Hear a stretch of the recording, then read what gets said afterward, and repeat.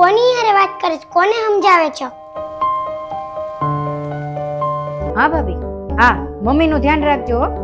એ હા હા શિવેન, તું જા, હું આવું. હા તો તારી વાત પૂરી કરી લે પછી મારી યારે વાત કરજે. હા હા મૂકું, પછી ફોન કરું. એ હા. મમ્મી કોનો ફોન છે? તું કોની યારે વાત કરે છે? તું કોને સમજાવે છે? અરે કાંઈ નહીં શિવેન, મામીનો ફોન હતો ને તો એની હારે વાત કરતી હતી. મામીને તું સમજાવતી હતી? મામીને તો બધું આવડે છે ને, એને હું સમજાવવાની જરૂર છે? અરે ઈ તો હું એને કહેતી હતી કે ઈ નવા ઘરનું વિચારે છે ને તો હમણાં ન વિચારે, કારણ કે નાનીની તબિયત સારી નથી રહેતી તો એને એકલા મૂકીને ક્યાં જાય, એટલે ધ્યાન રાખે એમ. વાહ મમ્મી વાહ, બહુ જ સરસ. જે વાતની તને જ નથી ખબર પડતી, જે વાત તને જ નથી સમજાતી, ઈ તું મામીને સમજાવે છો.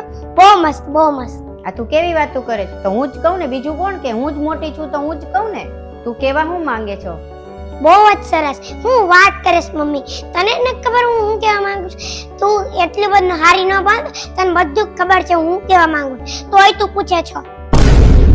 તું મામીને એમ કહેતી હતી ને કે બાનું ધ્યાન નથી રાખતા ઈ લોકો, અને બાની તબિયત વારંવાર બગડી જાય છે, એટલે તમે એની પાસે જ રહો, ઈ જાવ દી ચેપ્યા સુધી ઈ ઘર મૂકીને ન જાવ, બીજા ઘરમાં ન જાવ.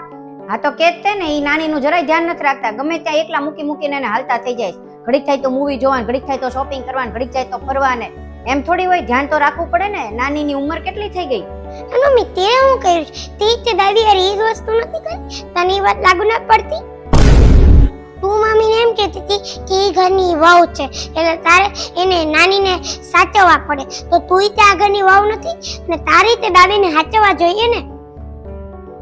તોય તે તો કેમ આ ઘર મૂકીને આવી, અને ઈ ઘરમાં દાદી હતા તોય તું ઈ ઘર મૂકીને આવી ને, અને દાદીને ત્યાં મૂકીને આવી ને. એમ નાની હારે થાય છે, એમ મામી નાની હારે કરે છે, તો તું એને સમજાવે છો તો તારે ન સમજવું જોઈએ?